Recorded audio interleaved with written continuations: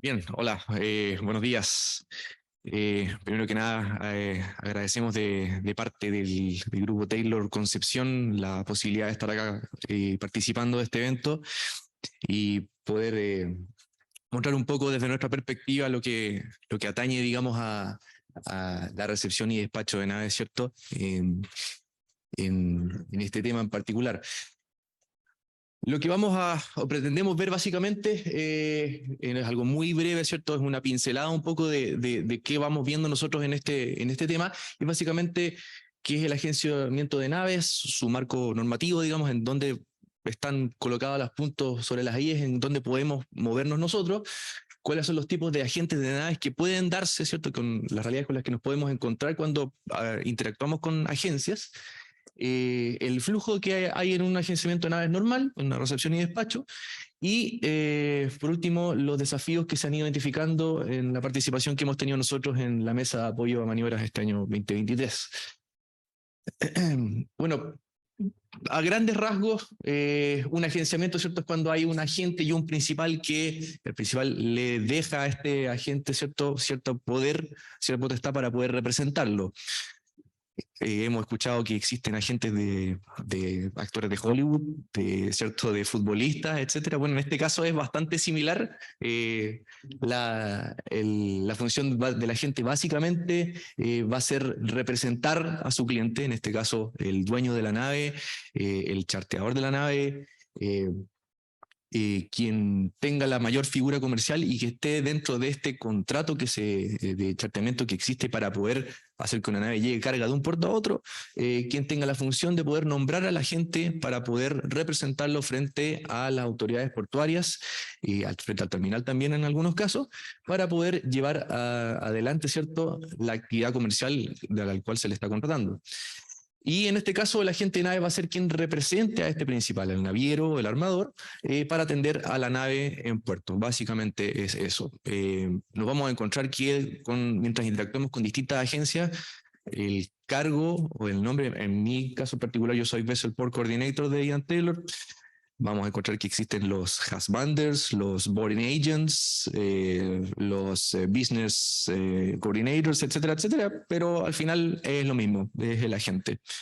No muy parecido a lo que hace James Bond, pero es un agente igual, ¿cierto?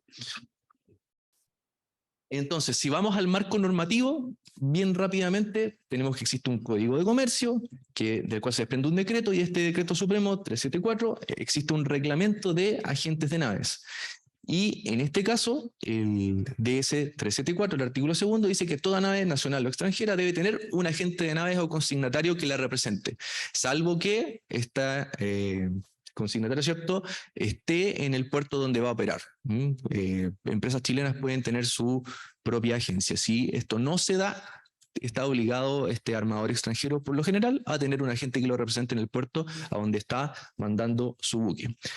Eso es a grandes rasgos. Ahora, ¿por qué existen? ¿Por qué surge esto? Bueno, básicamente porque, como nosotros sabemos, el tráfico marítimo ha aumentado durante los años, ¿cierto? Se ha ido modernizando la actividad, y antiguamente la representación de los armadores de los buques, los dueños de los buques, los dueños de la carga, etcétera, todo recaía en el capitán de la nave. Y conforme esto fue aumentando el tráfico, ¿cierto?, fue modernizándose el asunto, fue significando más y más pega para el capitán. Y al final el capitán terminaba vuelto loco, hundido, y no lograba, digamos, cubrir todos los aspectos que significaba representar a su principal. Y es por eso que se empezó a contratar terceros, que en este caso son los agentes de nave, y esto ya es una actividad mundial. No es solamente algo que se ataña a puertos de cierta región. Tenemos un agente que despacha naves acá, y esa nave, cuando llegue a un puerto extranjero, lo va a recibir otro agente en ese puerto de destino. En ese caso, entonces, en el ecosistema de esta región tenemos varias agencias que participamos en este tema. Ahí tenemos un colega subiendo con la cara llena de risa ahí en la escala de gato, cosa que no siempre se da, a mí por lo menos me cuesta mucho. Y está, aparte de estar Ian Taylor, ¿cierto?, en la región, tenemos la presencia, ¿cierto?, también de la gente que ha participado en la mesa, como es el caso de Ultramar, de Agental, de Marval. También tenemos agencias como BIM, como MTA, ¿cierto? Y en este caso, todos tienen distinta o cuentan con distinta presencia o grado de presencia en la región. Algunas traen más buques, otras traen a lo mejor menos carga que movilizar, tienen mayor nivel de agenciamiento documental, a lo mejor tienen mayor incidencia con tipos de agenciamiento que tienen que ver con la atención a la nave puntualmente. Todo va a ir dependiendo de la responsabilidad para la cual hayan sido contratadas estas agencias, y muchas veces nos va a tocar como no solamente como agencia, sino que como alguien externo con quien tenga que relacionarse a la agencia, como puede ser un terminal, por ejemplo, tener que verse enfrentado a que un buque puede estar atendido en distintas dimensiones por distintas agencias al mismo tiempo, todas con un rol bastante bien demarcado, y también eso es lo que vamos a contar un poco para que se entienda, ¿no? Partiendo por el agenciamiento de naves puntualmente, que es despachar recibir en un puerto, que el buque opere en el puerto y despacharlo a otro, tenemos un pequeño diagrama para explicarlo un poquito a grandes rasgos. Entonces, tenemos primero, ¿cierto?, la figura de un shipper, vendedor, o algún embarcador, ¿cierto?, que va a enviar carga de un puerto a otro, y va a haber alguien que la compra esta carga y que la va a recibir en un puerto de destino. Y frente a esto, estas dos personas necesitan un buque para poder llevar esta carga del puerto al otro. Básicamente, este contrato se va a celebrar con un acuerdo que va a determinar o va a desembocar en un Bill of Lading, que es básicamente el documento que da el avalúo de la carga, entre muchas otras funciones que cumple, ¿cierto? Que muchas veces también sirve como, incluso hasta como chica el portador, quien tiene el Bill of Lading tiene el poder. Pero básicamente este documento es el reflejo de la valorización de la carga, la importancia de la carga que se va a ir en este buque, y es el resultado principal de esta relación comercial entre el shipper y el consignee, ¿cierto? El embarcador y el recibidor. Y en este caso entonces se fletea, se chartea, se arrienda un buque, una nave que se va a llevar esta carga de un puerto a otro. Y es entonces cuando aparece la figura del port agent, el agente portuario, ¿no?, que va a existir en el puerto de embarque y en el puerto de descarga, o sea, donde se embarca la carga y al destino que tenga. Va a haber alguien que despache esta carga y alguien que la reciba.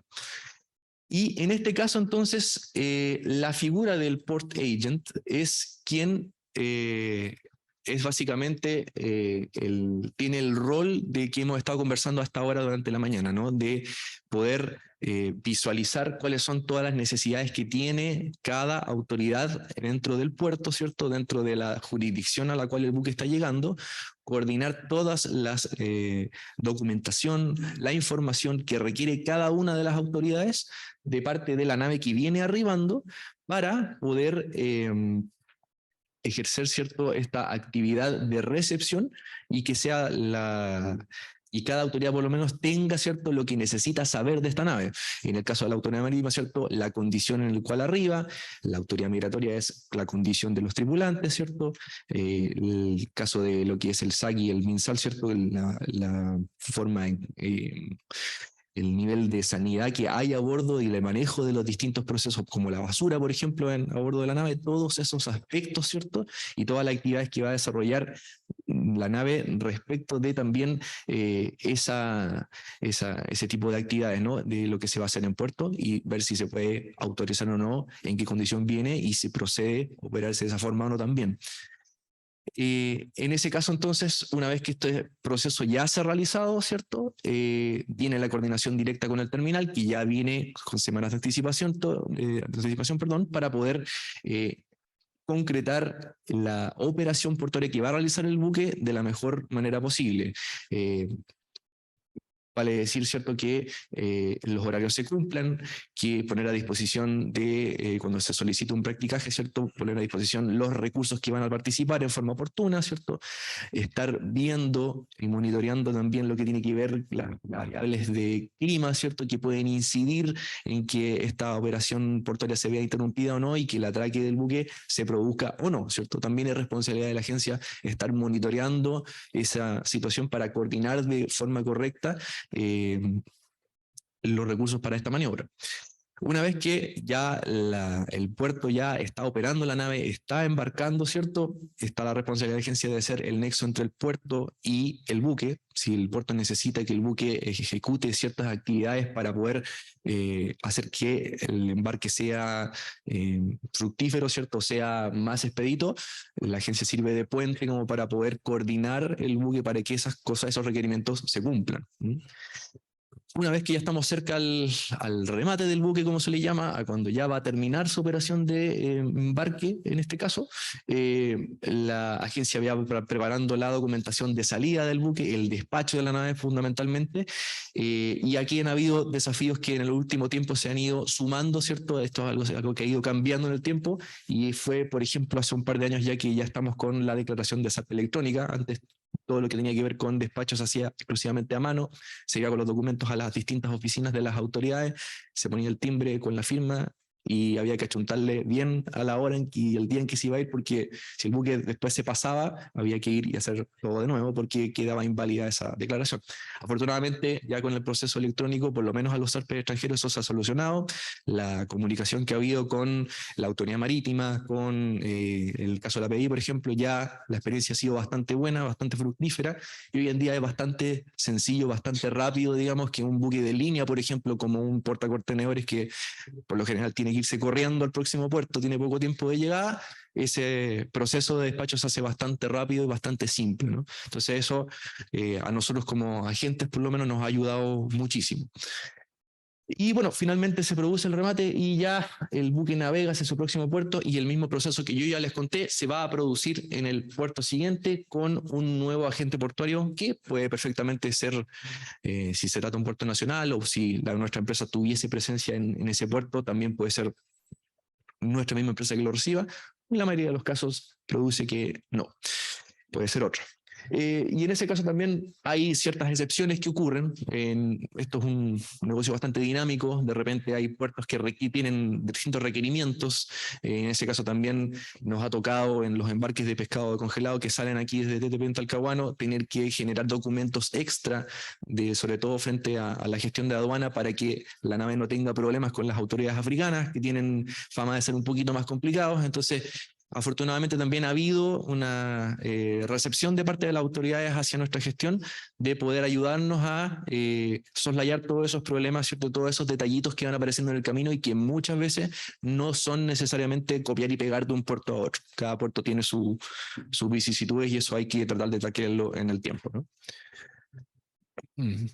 Bueno, como yo les contaba anteriormente, puede ser de que nos veamos enfrentados a que un buque tenga distintos agentes, y pues eso puede ser bastante engorroso para mucha gente que tenga que, digamos, sobre todo, por ejemplo, en el caso de los terminales de autoridades, entender quién hace qué, ¿no? Y en este caso, los agentes generales, bueno, son básicamente las personas naturales jurídicas que tienen un mandatario mercantil y que están habilitados para realizar o representar a este consignatario, ¿cierto? O bien el armador que lo solicite, para poder efectuar actividades comerciales en su interior. El manejo de BL, ¿cierto? La manifestación de la carga frente a aduana, etcétera, etcétera. Todo ese tipo de cosas la agencia lo puede hacer.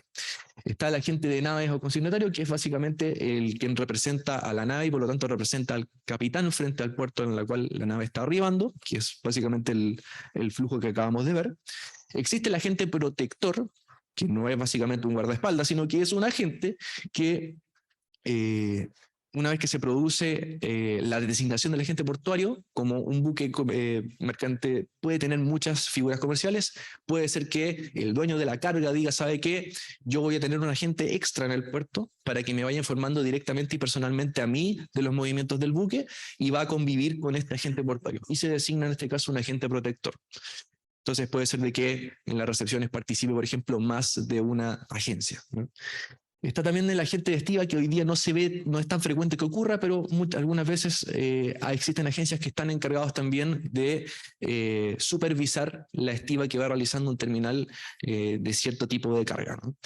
Y por último, el agente al material, que también es muy común, que es el agente que está denominado o mandatado por parte del manager del buque, por parte del dueño del buque, para poder realizar cambios de tripulación, para poder realizar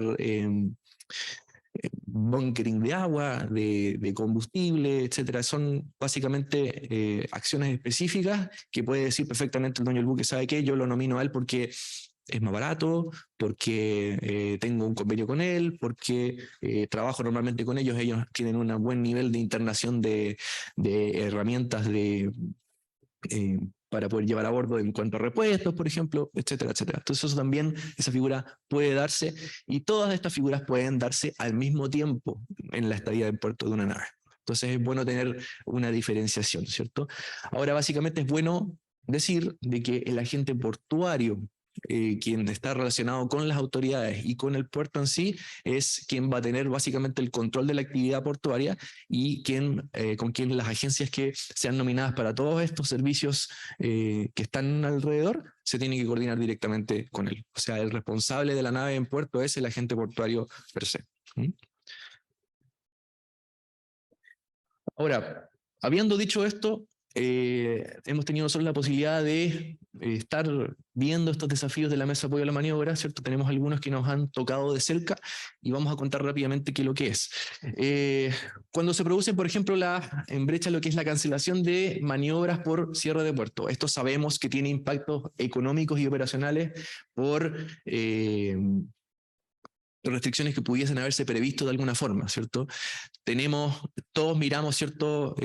Las mismas plataformas que nos dicen cuáles son las condiciones de tiempo que se vienen, tenemos más o menos un conocimiento general de si las condiciones están dentro de los parámetros para que la maniobra se pueda realizar, y nosotros dentro de eso coordinamos para que se haga, nos coordinamos muchas veces también con el cuerpo práctico como para poder conocer de primera experiencia cómo están las condiciones en el mismo día, ¿cierto? Para ver cómo se ve la cosa, podemos hacer la maniobra o no, etcétera, ¿cierto? Y muchas veces los criterios cambian de un momento a otro y nos quedamos con maniobras canceladas, los terminales con eh, estibadores que iban a trabajar en ese día y quedaron con capacidad ociosa, no se está haciendo nada cuando el buque ya debió haber entrado, y muchas veces ocurre que de repente todavía tenemos la condición de puerto cerrado y la condición ya cambió y ya estaría como la condición para poder hacerse, pero no podemos hacer nada porque el puerto permanece cerrado. Entonces, lo que se ha identificado es que en Talcahuano podría disponerse de un sistema open port que pueda adaptarse a la realidad portuaria, y es básicamente que donde se pueda poner toda esta data, toda esta información compartida en forma pública como para poder tomar una mejor decisión y poder taclear este asunto con lo que nos encontremos ante una posible cancelación de maniobra a puerto. Vale, es decir, en este horario se espera que esta condición cambie, ver con el terminal, coordinarse con anticipación si tenemos posibilidad de poder adelantar el buque o derechamente este día no podemos, vamos a empezar a seguir trabajando de mañana, se le informa a los principales de la nave, ¿cierto? Y así después no hay temas operacionales e impactos económicos en ese sentido, y todos nos podemos preparar de mejor forma, ¿no? También se identificó que existe una falta de instrumentos para recolectar los datos que tienen que ver básicamente con la condición de tiempo variable, ¿no? Muy parecido a lo que conversamos recién, la condición de tiempo variable va, en lo que a eso se refiere, va a mermar un poco lo que tiene que ver con las maniobras. A lo mejor va a permitir poder hacer algunas y otras derechamente no se van a poder hacer, ¿no? Y muchas veces eso a nosotros como agencia nos genera un problema, porque el principal, que está en otro país del mundo, ¿cierto? En Grecia, sentado en su escritorio mirando por la ventana el Mediterráneo, conoció un tremendo rompeolas y nos va a decir, oye, pero bueno, si acá con este tipo de cosas podemos hacer la maniobra, ¿por qué no se puede ir? Ellos no saben muy bien que aquí los parámetros son distintos, ¿no? Y cuando en ese sentido ocurren este tipo de situaciones, nos vemos un poco premiados porque no tenemos el respaldo de que a nosotros nos diga como estos son los motivos operacionales por los cuales la maniobra no va a poder hacerse, cuando él perfectamente puede ver y decir, oye, pero el criterio de esta misma maniobra hoy día en la mañana para un buque de un socio mío que sí pudo entrar, ¿por qué tú no pudiste entrar con el mío y él sí pudo? Entonces, ahí se genera un problema, y la solución podría ser diseñar e implementar un plan de recolección de datos estadísticos que sea vinculante a las condiciones climáticas, y así generar básicamente un mapeo de las condiciones de cómo han estado produciéndose, ¿cierto? Para nosotros tomar una buena decisión y una decisión informada y que el cliente también esté en un buen nivel informado de cómo se van dando las condiciones y cómo éstas afectan a las maniobras y cómo él podría haberse afectado y cómo podría él visualizar, ¿cierto? De acuerdo a la información que le entregamos nosotros, si entramos o no con una nave o esperamos o nos adelantamos, por ejemplo, que tiende eso a ser un muy fuerte impacto en su actividad económica. Otro aspecto que también es importante y que tiene que ver con el clima, ¿cierto? Que se han detectado que existe una ausencia de nuevas tecnologías y elementos técnicos que sirven para apoyar las maniobras de atraque y desatraque de naves, lo que tiene que ver fundamentalmente con la niebla, ¿no? Podemos nosotros visualizar de que efectivamente tenemos un buen día, hay una buena condición para que el señor práctico se embarque, ¿cierto? En la estación de práctico que corresponde, no vamos a incurrir en más gastos de tener que hacer un prepilotaje, por ejemplo, y embarcarlo en otro puerto para que ellos puedan llegar a embarcarse al buque, está todo perfecto, y cuando llegan ahí y están arriba del buque y estamos enfilando, ¿cierto?, hacia el muelle, nos encontramos que se cerró con neblina y la maniobra debe cancelarse. Los principales van a entender que esto puede ocurrir, ¿cierto? No es muy... a lo mejor en algunas latitudes no es algo que se dé mucho, pero aquí en Talcahuano y en San Vicente suele darse, ¿cierto?, que se produce una cerrazón de neblina y nadie puede hacer nada porque derechamente no se ve nada. Hay buena condición de viento, hay buena condición de ola, pero la neblina no permite una buena visibilidad. Entonces, lo que se ha pensado es poder identificar y evaluar nuevas herramientas tecnológicas que apoyen a las maniobras para poder decir y anticiparnos a nosotros si sabe qué se aproxima un banco de línea importante que se va a posicionar en el área de maniobra de este horario, cosa de nosotros poder tomar una decisión si anticipamos o si atrasamos y no quedarnos con todos los recursos casados, ¿cierto? Y con el práctico a bordo, ¿cierto? Viendo que ya no se puede hacer nada. Todo eso es plata al final, ¿cierto? El tiempo es oro. Y los recursos que son llamados a hacer una maniobra y que se cancelan en el momento también son plata para el principal. Entonces, existe la maniobra de poder visualizar, previsualizar eso sería de gran ayuda. Y por último, algo que ha sido central para todos, es que existe un desconocimiento del funcionamiento y servicio que entrega el Centro Meteorológico de Talcahuano, que es, hemos tenido la oportunidad de visitarlo, hemos tenido la posibilidad de ver de primera mano lo profesional que es y lo bien que trabaja, pero lamentablemente existe un escaso aprovechamiento de la información que éste genera. En ese sentido, se está pensando en diseñar un plan de trabajo que permita dar a conocer este aporte. Muchas veces nosotros miramos las distintas plataformas de Internet que nos entregan información climática a nosotros para tomar decisiones con respecto a maniobras y vamos cotejando, ¿cierto? Pero muchas veces los modelos meteorológicos que utilizan estas plataformas no son los que se ajustan a la realidad. A lo mejor ellos están pensando, ¿cierto?, en distintos modelos meteorológicos y todo esto confluye en que hoy día no va a haber viento, ¿cierto? Pero justo en el área donde se embarca el práctico, que está unas millas más afuera, ahí está la escoba y no se puede hacer nada.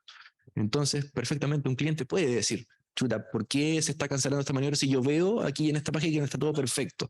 Bueno, el Centro Meteorológico Talcahuano normalmente opera con modelos distintos a estos y que pueden servirnos a nosotros mucho más para poder anticiparnos a estos problemas y ver puntualmente cuál es la situación climática en el punto exacto y nosotros necesitamos saber para poder si ejecutamos una maniobra o no, por ejemplo.